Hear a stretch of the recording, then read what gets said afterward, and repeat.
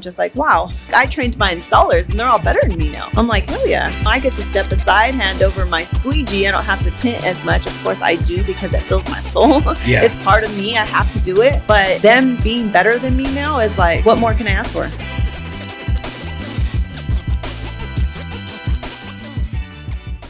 What's up, everybody? Welcome to another episode of the Born to Tint podcast. I'm Ricky. Glad to be here with my big brother, Josh. What's going on, everyone? Today we had a really fun conversation with Roberta Rodriguez of California Window Tint Academy and Modesto Window Tint. Check it out.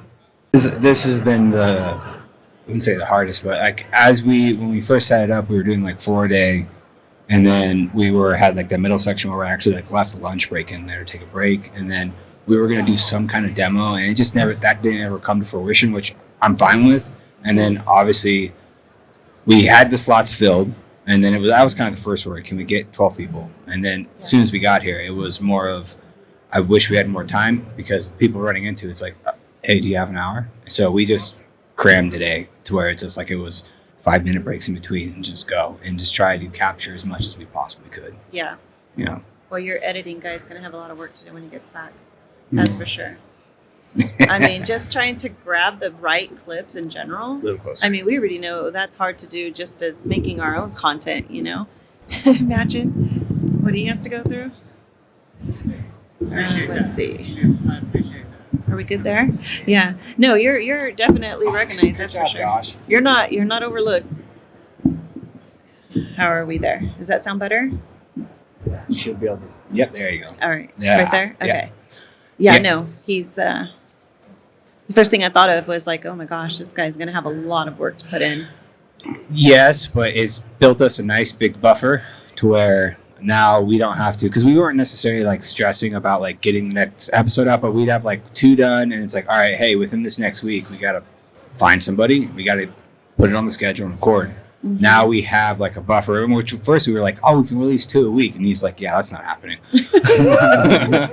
Which like, I understand that, because everything else within the business would have to come to like a standstill. Like, so all the content of him grabbing it at the shop, keeping the relevant stuff going out, that would come to a halt, because all he would be doing is just cutting podcasts, because he'd have to get 2 ready. And then after those 2 are ready, he's going to get the 2 ready for the next week. And it just would be like nonstop. He takes Thursday and Friday is usually the day that he'll work on the podcast, and then also cut the rest of the content that he has been doing in the beginning part of the week to have it already on the already scheduled to drop across all the platforms. Mm-hmm. And it's like, he's like, yeah, no, we're gonna do 1 a week. And I was like, that's fair. Plus, he still has a backlog of content from the classes that we've done so far that need to be chopped into stuff and that too. has to stay consistent. Yep. It's a must. With the content for your guys' academy. Yeah. But good for him. I mean, it's good to have somebody like that on board, to do all that content for you, because it's tough to do it by ourselves. Oh, yeah. No, we're very, very lucky. No. Yeah. And your guys' podcast is doing great. Oh. Like, it's just nonstop. It's consistent, nonstop, and it's always good stuff out there. So appreciate it. Appreciate it. That was my biggest thing. If we were going to do this, let's do it. Like, I'm very much like, we have to have one come out every Wednesday. I think we've missed like 2 because we had a period in the beginning where we weren't getting them back in time from the person who was originally editing them. Mm-hmm. And then beyond that, I think that only happened like once, but then all of a sudden we'd go in and we record 4, and like we get 2 of them back, and they'd be like, the other 2, the audio's corrupt. They're gone. And it's like, yeah. It is something. Yeah, I get it. Well, at least it's working out for you, and there's growth. But it's a job itself for sure. Oh, so you guys are running your academy, you're running your shops, and you're running your podcast. So luckily, especially when the podcast is at the shop now, it's well oiled, where it's set up in the same spot. We just come sit down and have a conversation, and then he's getting it done. So that we don't have to put too much energy into, other than the time to do the conversation. And so talk about the day. Yeah, that's been nice. So day to day, I get to focus on sales on the architectural side, and then whatever time I do have has been towards the academy, because he's spending more of the time on that than I am. But yeah, how do you guys see that doing? How do you feel the growth wise? Are you filling your courses? No, the first 2 weren't, but yeah, it's not. I think the biggest thing is us actually carving out and like obviously I knew that there was a need for it, and we've had plenty of leads for it. It's just actually, besides sending just an email out, you got to make contact. The follow-ups. We got to reach out, that talk to needs people. an assigned person by itself, huh? Yeah. And that's because there's no time. It's like that was the hard part. So we're seeing it, and like both classes we ran, the feedback we're getting, we're like, obviously we're extremely happy with the feedback, and like the biggest thing is just making sure when it's over, like, I'm just scared, like, do you feel like you got what you paid for? And we've had great feedback on that, so that makes me happy. So I know it's not how we're doing it and what we're teaching in it. It's more likely, and we've gotten better with each class. Like the first class didn't have a TV up. Yeah. I got a big Post-it, a 3M, one of those A-frame what am I trying to say? It's not a dry erase board. Not But dry- basically like a paper board that you can write on with a marker. And oh yeah. Yeah, so Yeah. It started off with like drawing the diagram and then like explaining, going through the technique or going through the explanation of glass, the heat traveling through both panes, what you have to be worried about. And then the next class, we had a TV up. We're streaming from a computer. Yeah. I went ahead and got on the dealer corner on Solar Guard. I'm able to pull up like the film to glass charts, Yeah. the glass breakage chart, where they actually have the diagram already made for me, where it's here's a dual pane window. These are what the surfaces are, and then start going through like that. We had glass meters in everyone's hand the second time around. We realized like, hey, we need to get like I contacted Mark at EDTM and said, hey, I need this many meters. And like I want to have them on hand, A, so they can get it in their hand, and then B, I tell every person that comes to this class, if you're not going to buy this tool, you've just wasted your money. Right. You You have to have this tool. Out of anything you buy from this point forward, it's going to be this tool, because this is what's going to create the value for you to charge what we're charging. and save money. Yep. Yeah, time and money. Yep. Absolutely. Yeah, So I agree. it's It's a been good. no-brainer. yeah. How do you do your follow-ups? Like, so how does that process work for you? That's what I say, like, this is a conversation I was looking forward to, because it's like, you're already doing it. I know it's already sustained. And it's like, I see where my faults are, but it's like, now it's trying to, all right, we got to get the systems in place, got to get the proper people in place. And like, as of right now, when reaching out, it's got to be either me or him right now, as we get it going and start growing it organically. And then eventually, obviously, we'll have to start putting people in those seats and then train them on what's going to happen and do those follow-ups. But how do you do your process? Yeah, watching your overhead's so important when you're growing something new. So I think what you guys are doing is right. I do my own follow-ups, but I do have my receptionist at the front desk do those follow-ups as well. So the first follow-up will usually be just a text, simple text. Hey, we received your lead. Just want to touch bases with you, and then kind of touch bases with them on a more personal level. Because if we don't, they're going to slide through the cracks. And then after that, if they don't respond, or if they do respond, if they respond, our goal is to get them on a phone call. So let's set an appointment to talk about it, go over what we have to offer, what our academy is about, so that they can kind of get a more personal relationship going. And they feel more, because there's a lot of people, what I notice, that people that are coming in from out of town, they don't know if it's real. They're like, is it fake? Or is this real? No, it's real. It's a real academy. You can come out here and touching bases with them is always a must. Yeah. So after that second, we'll usually wait about maybe about another week, if even, and then do a third follow-up, and that'll usually be one of my trainers, like Tyler, and Tyler will do the final follow-up. And he'll be like, hey, I just want to make sure that the person you talked to before, did they answer all your questions? Are you ready to move forward? What are your goals? And it's so you want to make sure that you're not trying to sell them on anything. You're just kind of making sure that they have all the information that they need to feel like, are they ready to move forward? Because if you try to sell them on something, most likely they're just going to push back. Yeah. So we just kind of just build a little personal relationship with them, making sure that we're answering any questions that they have. Why are they interested in the window film industry? Educate them a little bit about the window film industry, educate them about our academy, and then go from there. Usually it's a no-brainer. We fill our classes, it's a no-brainer because, you're doing 3 follow-ups, and once they hear everything you have to offer, they want to move forward. No, I'm actually 100% certain we're going to be... Bless you. Sorry. That's a first. Maybe it's the perfume. You're used to guys here. Brought some perfume today. definitely going to be implementing that like instantly. No, yeah, I Like, think that having the setter is the way to go. Well, 'cause- the setter to a point. I like that. At least have a text message out and then actually actually can put it on the calendar. Call at this time, again. yeah. and then it's actually laid out to where it's not just trying to call a lead. All right, leave a voicemail. Reminder. And it's like, Yeah. all right, did you get the voicemail? Did not get the Yeah. voicemail? I don't want you to make it seem like I'm blowing your phone up. I don't want you to make you feel like I'm not trying to contact you. Right. So that initial text will get the feeler to where you get them on the phone call, then take the phone call, and then one last follow up. I like one last that. follow up, but use a third person on that. So that first follow up can be, Josh, and then the first one's a text, then the next one's a follow up answer. Can you answer any of their questions? Making sure to kind of get an idea of what is it that they're looking for, what are their expectations once they complete the training course. Educating them on different resources that are available for them: business funding, business license, LLC, credit. We have somebody that works with our students with credit repair. So there's all kinds of different resources that let them know about SolarGuard. Hey, SolarGuard will work with you after you complete the training course. So that's letting them know that there's help even after the course is completed on getting your plotter, your software, your window film. And then they're like, oh, okay, well, if I go take this other training, this is a 2-day training course, and then they don't help me anymore moving forward, which a lot of courses don't. Yeah. That sets you aside. SolarGuard being the backup to all of this sets you aside. Like, we'll follow up with them. Like Nick, I'll follow up with them.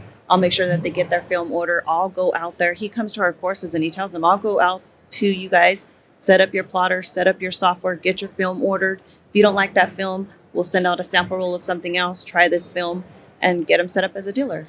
Yeah, no, we've done the same thing with everyone that's come. I mean, we talk about SolarGuard because that's what we use, but at no point am I trying to shove it down their throat. And then it's like, if you want me to set up a phone call, I know I can get the rep in your area. I'll get him your information. They'll reach out to you if you're interested. And I mean, out of all the people who've come so far, they're like, yeah, sure, why not? And it's just like, I find the rep in that area. I give them a call, give them a little background on how they did in the class, send over information. And it's like, all right, it's on you now. Yeah. Yeah. Yeah. I think sometimes it will feel a little bit like you're being the pain in the butt, but I think 2 times with you, 1 time with you, you're just doing a follow-up with his work. Hey, I just want to make sure that you did talk to him already. All right, great. Did everything get covered? Well, you know what? Here's our information. If you have any additional questions that I can help you with that he didn't, give me a call.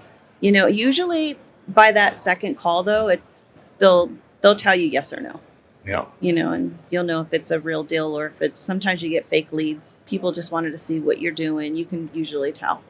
Yeah. We got a good amount of people that wanted to learn from the ground up. And we were like, this class wouldn't be for you just because we were doing the whole transfer straight from auto to flat.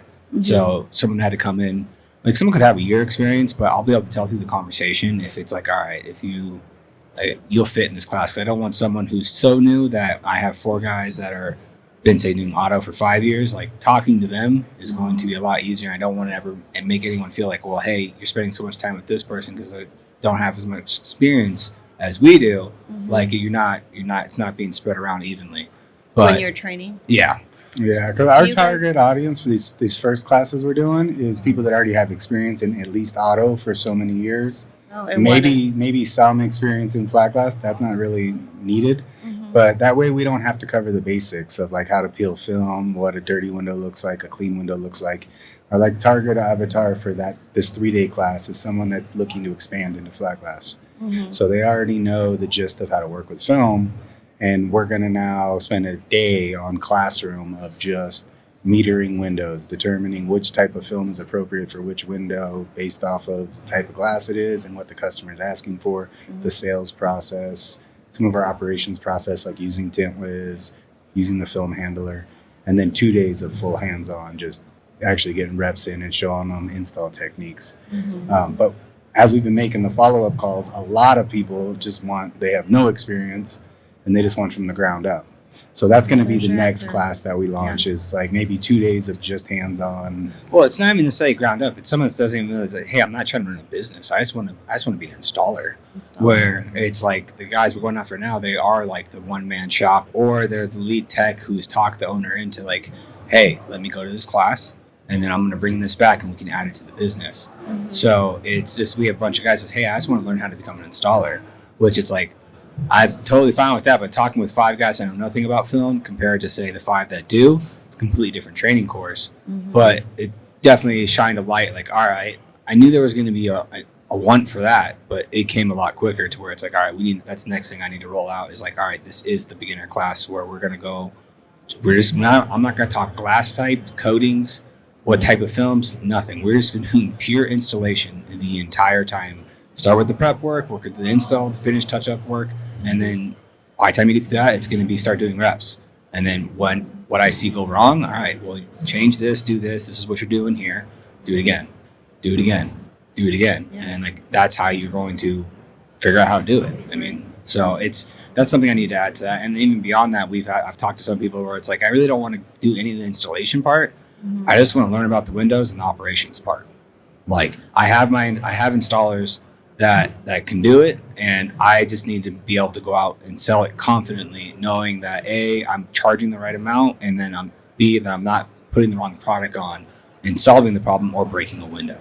So it's like we've seen now both sides of that. So it's like, all right, I need to start working on those now, and we need to get that out there. And then with the correct follow-up process and actually having something to set it, that will definitely, I think, catapult it even further. Yeah, and we already have that person too. I think we just have Jen. We train her to do the setter call or text and call to just one of your office girls. She can just then schedule it for me as if she's scheduling me a consultation. Now I've got a set window of time to make the call. Yeah, like every Wednesday, this is what you're doing from this time to this time. I want you to follow up with all these past leads. Yeah. And then we have a program where we keep document of everybody we called, the conversation we had, where did it end, who spoke with them, and, if they placed a deposit, if they didn't. And then we have another platform we use where these are all the leads that approved. These are all the ones that left the deposit. These are everybody we trained.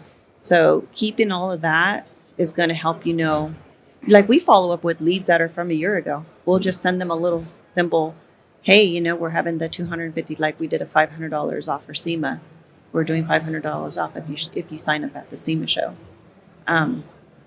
Those things like that help. Yeah. Sending all your past leads, the holidays come, sending them out, hey, we're running a holiday special. This is once a year, $500 off of our training course, most likely. Yeah, we're using, we're on top of TintWiz now, we're using High Level, and we've got that set up for the regular part of the business and for the training side now too. Yeah. So it's got pipelines for all of that. And we just started finally sending out like holiday specials as a SMS to all the pre-existing leads on the tint side of the business. And for the first time ever doing it, it was kind of crazy. Like I knew it would work, but it was like ding, ding, ding. Yeah, like responses like immediately. Like we had 200 responses in like an hour and a half. And it was for automotive, it was for architectural, it was for everything. So yeah, like having those processes in place.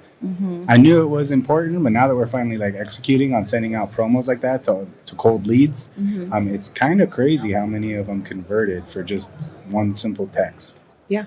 Yeah. Yeah, it is. It's actually a no-brainer. That's what we do every holiday, whether it's with the automotive, whether it's with the course, flat glass. With the flat glass, we always send something out. I mean, with the automotive, we always send something out letting them know, hey, we also do flat glass.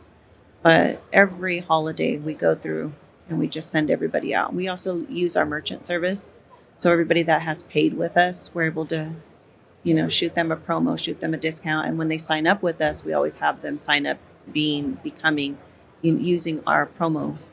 So we'll be like, hey, are you part of our promotional packages or, That's not bad either. Yeah. So, and it works, sign up for our rewards program. So every time we have any discounts, you'll be able to get them. So that's even how I sell at the shop. Like if I'm trying to sell ceramic to somebody and they're just like, I just want something more affordable. Well, okay, so I already know it's a money thing. So then I'll tell them, well, are you signed up for our rewards program? And they'll be like, no, what is that? Well, I'll tell you what, if you sign up for my rewards program today, I'll go ahead and give you $75 off of your ceramic line. So now you're paying this. But most of the time they're like, oh, okay, yeah, I just saved $75 just to sign up for a rewards program. But now I have their information to be able to shoot them more promos as we move forward and, being in customer relations. So And it's a no-brainer. It usually sells, and then now I'm going from almost losing this ceramic sale, cutting a discount, but not cutting a discount, not like lowering my prices to give it to them because that's what they wanted. It's more like an exchange, Yeah, you actually changed the offer at that point. Right. They had to sign up for the reward, so the conditions changed. So that's the right way and to do it. Yeah, I would do it. If you think about it, you go anywhere, hell yeah, I'll sign it, I don't care. You're saving money. So that's another way we do our sales, and we do the same thing with the academy. We'll tell them. So how long have you been doing the academy now? These are the questions I want to get into with the academy. So my academy now is going on the 3rd year. Oh, wow. Huh? That's crazy. That's awesome. I know. And you know what's crazy, you guys, is we started our academy kind of just like you guys, just a little bit nervous. Where's it going to go? I knew when I did a soft launch for the academy, that soft launch was basically to let's see if we get any bites. Let's see if anybody's even interested before we actually go full on with opening the academy. What made me want to open the academy is running the business for so long and never being able to just hire an installer. It's always training somebody. So training to me was just a normal thing. After that, I went to WFCT and I did their career day. That's the day that I realized I want to open an academy because of all the people that were there listening and are interested on the window film industry. I was like, look at the opportunity here, just sitting right in front of me. All these people want to learn how to tint windows. They're all here for a reason. They signed up to be here. So that just opened this big old, vision. And I was like, I'm going back. I'm going to open up an academy. Went back, opened it up, did the soft launch. And then the amount of leads that were coming through just from the soft launch was a no-brainer. All right, let's move forward. Let's make it happen, And when we opened it up, I didn't expect it to fill courses right away. I thought just like any business, you open up and it slowly, gradually picks up. This one just took off. We were just getting lead after lead. We were getting deposits and it was just like, all right. How were you promoting it at that time and how do you Strictly social media. Okay. Strictly, paid ads or just organic? Both. Okay. Both paid and organically. And I wasn't just running my local area. I was running all over. I was going into different towns, different cities, different countries, just trying to get the recognition out there. And that's how we started grabbing people from different towns. Okay.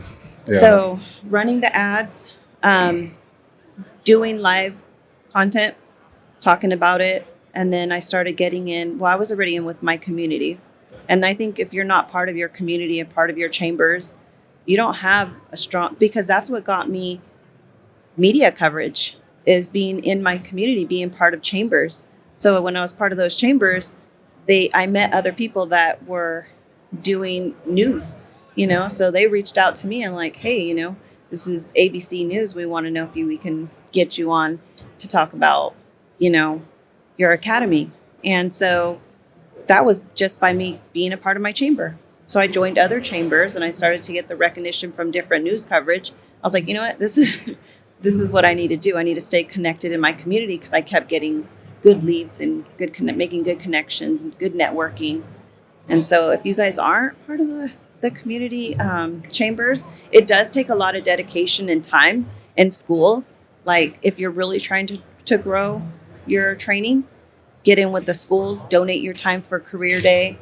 Donate your time, with your community, go to mixers with your chambers, and then you start to meet so many more people that will support you and your academy or your business, your shop. So what they'll do is when you're in a chamber, that chamber only uses you. So I can tell you, me being in chambers, there was never one tent shop, and I've joined 3 chambers. And none of those chambers have tent shops. So tent shops don't even think about, hey, I should join my chamber. So if you're in that chamber, all of those people they got money. They're business owners. They're part of their community. They're doing things. So they're going to use your services versus somebody else's services that's not part of the chamber. That's Is what Chamber the of chamber is Commerce kind of like BNI? There's weekly or monthly meetups and everybody kind of... all the time they have them. Yeah, they'll do every week, every other week. There's mixers where other chambers get together from different small towns and just network and share each other's, you just go out, hey, I'm so-and-so, I do this. Then that's how I got the recognition from the schools. So going to those not only got me news coverage, but it got me into the schools. And now we have schools calling us all the time. Hey, can you do career fair? Can you do career day? Can you come out and speak? So we're constantly dedicating our time, but it's helping us grow and get the recognition that we need. And now we've gotten connected with the schools. It's called SCO over there. It's the Stanislaus County Office of Education. And what they did is they reached out to us and they were like, hey, we like what you're doing. We're looking for trade schools. We'd like to sign up with you guys. So what they do is they have funding for people that aren't able to take the training course, either with GED, with schools, or with even inmates. There's different programs. And so like being a part of your community and getting connected with the right people, it all starts within your community. It's not networking. Yeah. It's not networking online, because you're touching people differently when you're making a personal connection, when you're meeting them in person and getting to meet them and talk about things. It's so much different than just putting things on social media. Most likely people aren't going to reach out to you. This is totally what I wanted to get into, because I knew you told me that you had like inmates that were getting funding. And how does that work? And what percentage of the students that you're getting are getting some type of funding from the school? Or all of them. So the program itself, what I did was I did what's called a cohort. And the cohort is I'll take up to 6 inmates. And it's 16,000. So the 6 inmates, or whether it's 6, 5, 4, 3, I still get the 16,000. And it's just a set cohort. So we do these courses every other month. So we do a month, we take a month off. We do a month, we take a month off. And these are just people that are in there that are about to get out, soon to be released. They're in there for minor charges, nothing major. We have the sheriff's departments come out. They'll stay in our facility. And then we eliminate using blades. So we use other things other than blades. If it comes to weeding out patterns, we weed them out for them. And then when they get out, they're able to come back and do a recap using the blades, cutting their patterns, and doing just like a refresher. That's awesome. And it's an ongoing thing. So you get one program, and then you have all these other programs reaching out to you. Like, hey, can I get in with, your program? So you'll get to the point where you're like, you got to kind of strategize, like, what's best here? What do you want to do? And that's why I was thinking, like, maybe eventually I might just go have multiple academies just because of the growth in the academy. That's amazing. Yeah, so we've got to reach out to those kinds of things. So you got to get in with your chambers, get in with your county, go into your Office of Education. Hey, we do window tint training. What kind of programs do you guys have available? We're interested in signing up if there's any. Sometimes they may look at it like you just have to, I would say, first get in with your community and gradually work your way into, because when you go into these mixers and you're in with your community, you start to meet people that are in the county. They're there. They're always there. People that are with the schools, they're always there. The board members, they're always there. So going there, they meet you. What do you do? Window tinting training. Right away they're like, oh, and you're part of a chamber, and it's like they're glued to you after that. You're chicle. They want more. And then you just start getting all these different people coming up to you with different programs, and you just grow from there. How many classes are you running? Are you running one a month right now, or 2? 2. And our classes stay, so we do our inmate courses, and then we do our own courses. So just last month, we just did one. We're doing another one on the 16th. So if it's where we feel overwhelmed, we'll drop it and go 1, because we have an inmate course too. So, but for the first 2 years, it was 2 courses a month. And then we're just kind of, let's go one course. So out of all those people that have come through, I know you also told me you're getting a lot of international, or at least some international that you didn't expect. How many are local to you that have then been like, hey, this person they were on time, they had a good attitude, they learned quickly. Hire? Yeah, have you gotten some good hires from this? Yeah, I don't hire none of the students. I wish I could, but my staff is full, and I think a small handful has been legit. What I've seen in our local area is a small handful. have been a legit, like I would hire them, no brainer. But at this time, I felt like there's no need for hire. But if I ever did, there is a good handful of students that I think I would definitely, it would be a no brainer. I would hire them. Mm-hmm. And those local ones, have you seen them go follow on and start up their thing? So we've had a lot. So what we do for our students is whenever they complete our training course, they're able to come back, do the recap, or they're able to come back and get patterns with us, because we also have our supply center. So we sell all window tint tools, supplies, window film, whatever they need. They're able to come in, and that's just a whole nother business itself. So they come back and they'll get their patterns from us. So what we tell them is, a lot of students don't have money to invest into buying a whole bulk of film. They usually start off like small. You know, I want to do a car here or do a car there. So I tell them, take the deposit from your customer, bring that deposit to me. That's going to cut your patterns. So we have a cut fee and we cut their patterns for them, year, make, and model. Then go back, and then rest is your profit. So usually we'll charge them for the patterns. They're able to go back, make money, which we already know the profit amount is high. Save up a little bit at a time. You got to teach them how to use their money wisely, not just think like, oh, I made a ton of money, I'm going to go spend it all now, which a lot of people do when you first become window tinters. That's what we do. We get excited, we have all this money, we go spend it, and then it's a rainy day, we're like, oh crap, we're broke. Teaching them all of that ahead of time before they make that mistake is so important. So I tell them, keep some money aside and invest in another shade. Invest in a box instead of just patterns each time. But that's how we help our students out. So we have a lot of those coming through that'll actually come, bring us their deposits, get their patterns cut, go back, install, come back, repeat. Have you ever had a season where you land a big project with like an account where you got so much work to do that you've had one of those people you've been able to reach back out to and like use them as a subcontractor? Or have you thought about that? No, but that's a good idea. Yeah, no, not yet. We've definitely like thought about that ahead of time, and we've actually had some people that have come through for us already that are like, hey man, like your work turned out clean, like that you operated. Mm-hmm. If we have a big project, would you be interested? And they're like, yeah. Oh, you're talking about with contractors? Well, no, I just mean like to use them as a subcontractor. Like I can't hire someone on full time right now. I want you to go do your own thing, and now. But if I have a big project that you might be, would you be interested in coming back and installing for us as a subcontractor? Yes, we have those. We have those on lock.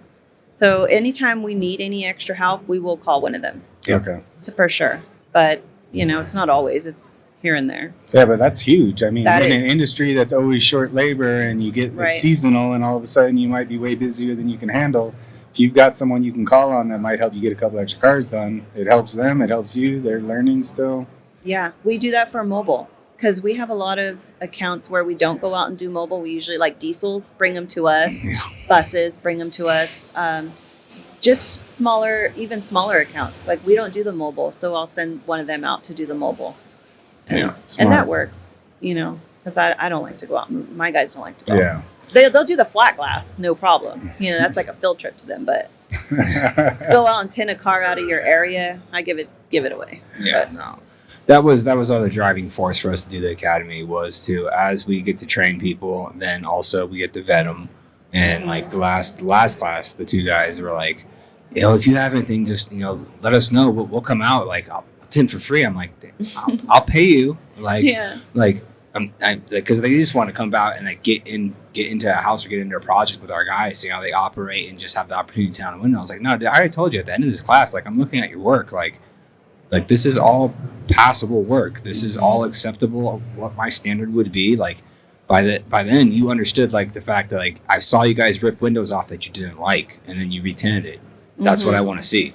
Yeah. Like, I will pay you to come out here and do it. And then if you're able to get more knowledge from my guys while doing it, awesome. Because all you're going to do is you're giving my guys the helping hand to where they're able to get projects done faster, or beyond that, if we have a massive project, like there's plenty of square footage for everyone, the faster I can get it done, the more work I can book. Like, my guys are going to be happy to have you, because having multiple guys on a flat glass job makes a flat glass job just fly by and doesn't burn out my guys. Yeah. So was creating that subcontracting network, and then also connecting all those people together to where it's like, if you are a solo guy and you're just doing it out of your house, and like you're trying to get to the next level, and you land say 5,000-6,000 square feet, that can be extremely intimidating, You know, you reach out to one of the people that are around you, like, hey, you free on these dates? Like, I have this how many square feet I have. I'll pay you this much per square foot.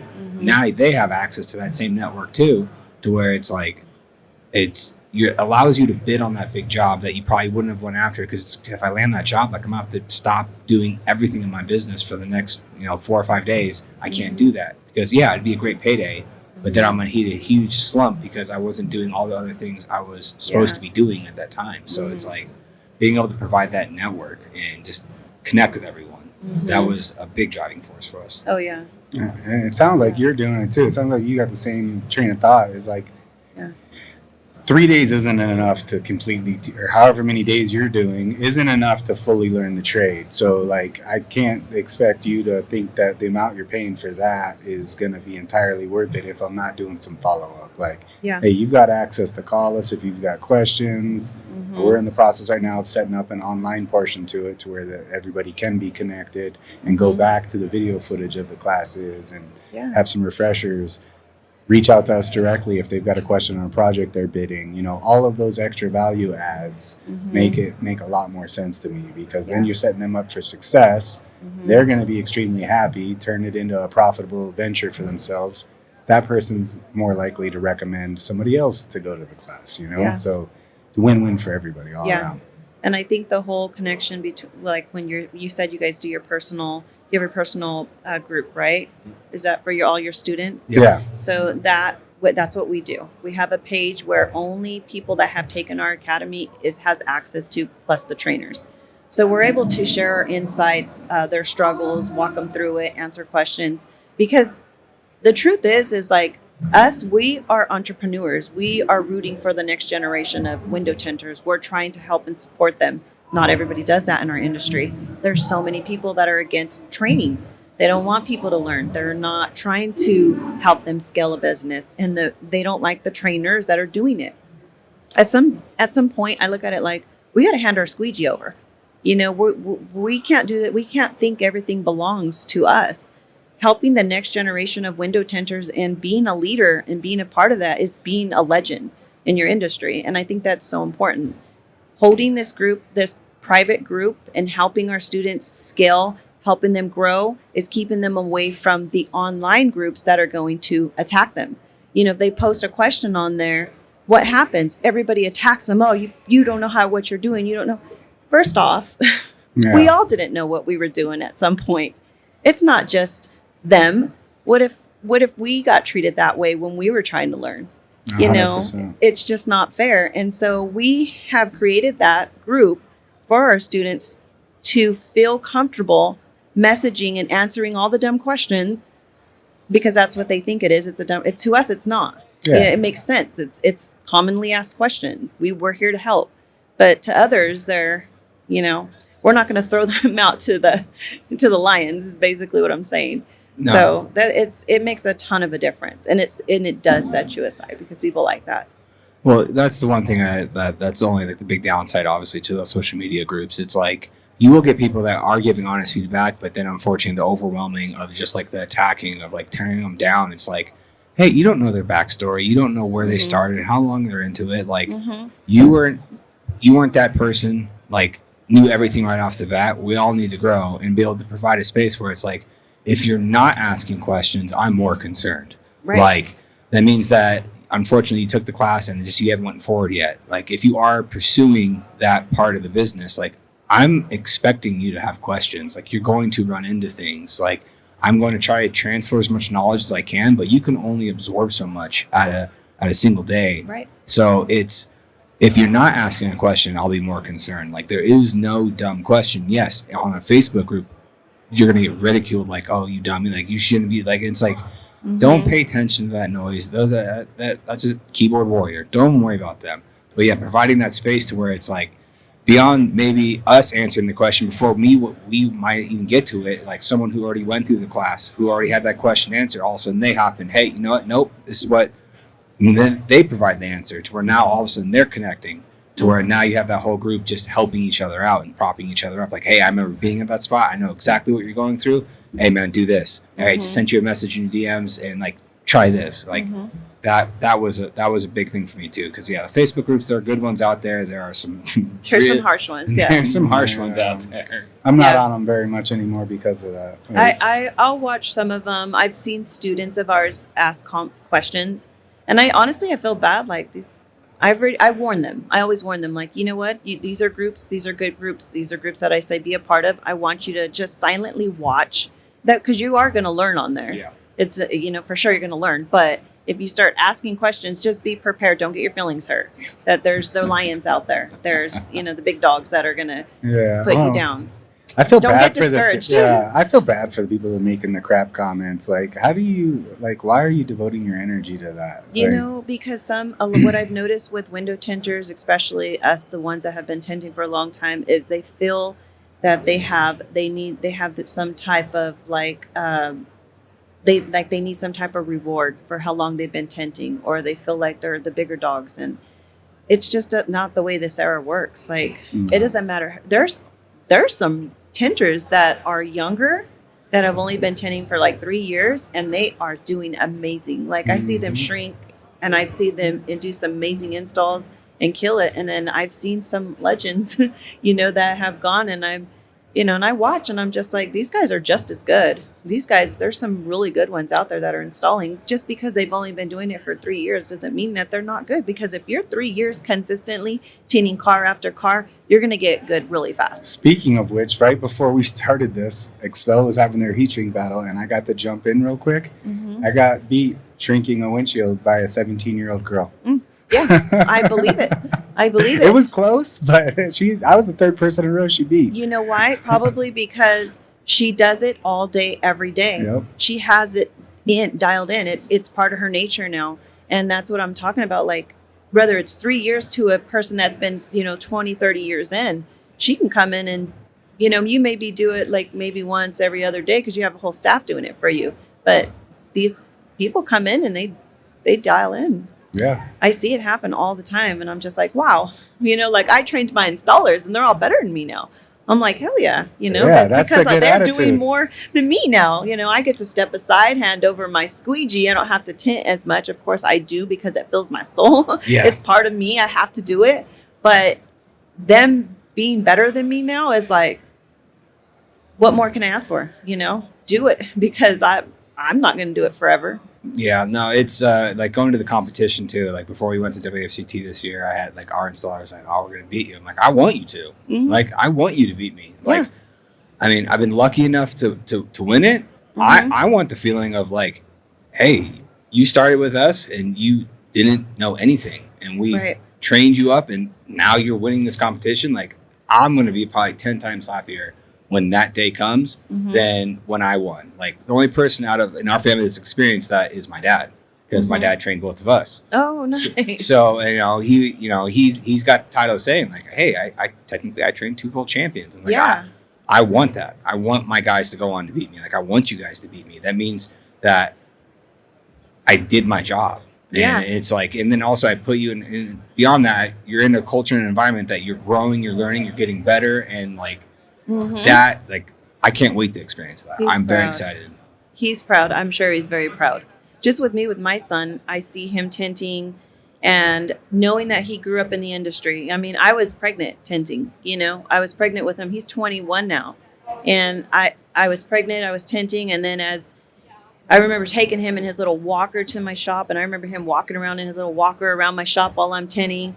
And then now to see him tinting, going out and just making and his personality is there. He's got the great personality. And I'm just like, that makes me feel good. Like, look at my son go. Like, he even knows how to deal with customers. He knows how to make a bad day a better day, and he knows how to handle his posture the way he should at the right time, So that's so important. It's like, bless you. Is it me? Is it the perfume? No, it's not you. That one hurt. That one hurt. That one hurt my back. I was trying to twist away from the mic. That's what happens when we get older. I was like, and then being in the back windows of cars all day. Does he compete? No, but I would like him. I don't know if he's that, like, he's kind of shy when it comes to that. Just to get him to, I think I could, but I would need a little bit of more. See, even the guys that work for me, they don't compete. And I tell them, why these guys are good, you guys. Why don't you guys come in here and compete? Go watch it. They watch it and they're like, they know they're good and they're cocky about it. I can see it. Everyone That's how is. guys are. And Yeah. I'm not, because I'm a girl. So to me, I'm like, I just watch the guys be cocky to each other. And I'm just aside because I'm the girl. So I don't have to be. But watching them and I'm like, go in there and go show them, like, it's fun. It's all fun and games. Not everybody's going to win. It's only one person that wins. So even if you lose, at least you got to go out and experience it. I've yet to get them to go up and compete. Almost. I had them coming in when Tinter Battles was collaborating with WFCT. They signed up. Are you going to go to Tinter Battles this year? And Yeah. bring them Yeah, to she's the that? trainer. Yeah. Oh, yeah. Yeah, I'll Well, be there. Have them compete this year. Yeah, that's what I told them. Let's go. You know, you were going to do Tinter Battles when it was in Reno, when they had it. Remember how they had it Yeah, collaborating? And then that went an opposite direction. So then they said, we ain't going. I said, why not? So they're like, no, we were going to do it if Tinter Battles was with WFCT. And I said, well, so I was kind of bummed, but they still went out and helped me with that event. So it was like, I wanted them to see. So they got to see. The biggest thing for me, the value, yes, it's cool to go compete, and yes, the possibility to win money, that's awesome. But being put in the pressure cooker, and at least they got to go see the guys compete, is competing made me a better installer. Yes, it started with me wanting to go say, hey, I'm the best. But then I came to realize, like, all right, like, there is a lot of good installers here. And then I started paying attention to how they were installing, and then start talking to them. Hey, why do you do that? Like, you might see something that you thought you were told at one point, like, you shouldn't do it like that, but you just watch that guy do it and he pulled it off flawlessly. And it's like, all right, be curious. Like, hey, why did you do that? And like, how did you do it? And then just have a conversation. And it's like, I've implemented so many things I've learned through those competitions back into how I install. And it's like, not like I adopted everything that they did, but like I took a little piece of this and that. And it's like, why did I think of that? And then you try it and it works out and you're like, damn. You know, so I'd highly encourage them to compete. I mean, it doesn't have to be WC, either Tinter Battles or the new one, the film page. Cash is doing an event in May. What's it called? Film Fest? Film Fest. Yeah. Yeah. So, I seen that. I was like, I'm going to check that out. Yeah, I would recommend that because I know that Cash has already kind of helped put on 2 other events. And like, I've already talked to Cash about it and like how he's going to structure it. Like, he puts a good competition together. It's very transparent, and you know, it's like WFCT or not. Like, he put it a good way the other day. It's like, if you take WFCT, you take Tinter Battles, he falls right in the middle. It's not as kind of strict as WFCT because there's a lot of rules. You can't talk to nobody. Right. No headphones. Like, there are a lot of things you can and cannot do. And then Tinter Battles, yes, it is a strict competition. Like, when you get to the finals, like, it's being judged. It's being judged. Yeah. But it's high entertainment. That one's right in the middle to where it's like you don't feel as stressed, and you're in a much more comfortable environment to where you can go compete, and then like you can watch the judging. They write the score on the window, and it's like, all right, this is a nice in between. So I'd highly encourage them to try to do that one. Yeah, I think Tinter Battles, with the way they have it all structured and laid out and how it all takes place, anybody feels welcome. Yep. You know, everybody feels in place, whether you're a new installer or, you know, an old installer. You fit in. You just got to have that, you know, you've got to be more open-minded, I guess I would say. Yep. But if you come in with that attitude or that, you know, what I'm trying to say, if you come in with an open mind, you'll have a great time. Yeah, no. I think it's just an event for everybody. I'm really excited for this upcoming one, especially because they're dialing in how they create the content and the live streaming, and just seeing the content that came out of the last one. I know this one's going to be even bigger. They've really nailed in that commentating aspect of it, and just make it entertaining where it's drawing more people into the industry, which is only going to help not only our tint businesses, but definitely the academy side, because you're pulling people in that might never been interested in the industry. They're like, oh, that actually looks like it might be a fun job. Yeah. It opens up their mind a little, like, oh, I want to learn too, you know? So yeah, hands down, Tinter Battles all the way. I'm excited to be there this year, doing the same thing, but a little bit more. I don't know if they've announced it yet, but I'll be there again, doing the judging, and then I'm actually handling the League of Film Trainers. So just working towards that, which is fun. It's down my alley. It's something I like to do. The only bad thing is like whenever you become a judge for an event like that, some people may look at you differently once the results come in. But they have to understand it's not just your opinion. It's like there's 3 different judges that have to come to an agreement, you know, and it all goes by points and scores. And it's just, even though in your heads you may think like, God, I really, you know, I feel like this person did better. It still has to come to an agreement. And so there's going to be angry people. The very first time I did judging, I had angry people that I loved. I was like, we were friends. Yeah, They that's don't like always me no gonna more. happen. But they get over it, you know. Yeah, that's unfortunate. But I think that you shouldn't go in with that kind of attitude. You should go in knowing like only one person is going to win this battle, this competition, and you got to know like if you're in there and you're doing it, you're in there for a reason because you're great. You're a great installer, you know. So hopefully, I think Tinter battles out of all of them shouldn't be like that. I mean, come on, we're all here to have fun, make some good content. If you win, you win. Like pressing the judges that like they didn't do a good job or that they're being biased is ridiculous. Yeah. Oh, it's the dumbest thing in the world. People are taking like, I took my time to come to this competition. You think I really just took 3 to 4 days just to come out here to skew a competition against you? Like, get over yourself. Yeah. Like, come on. Like, you got to go just to have fun. That's the way I look at it. Go have fun, do your thing, get your content and the experience and get it out your system. Yeah. Because that's what it's about. It's just fun. I mean, even with Carlos, the way he goes in and just brings in the heat. How can you take anything serious with him? You know, it's just like you can't go in there acting like a snob. That's for sure. And no, that's definitely the wrong attitude there.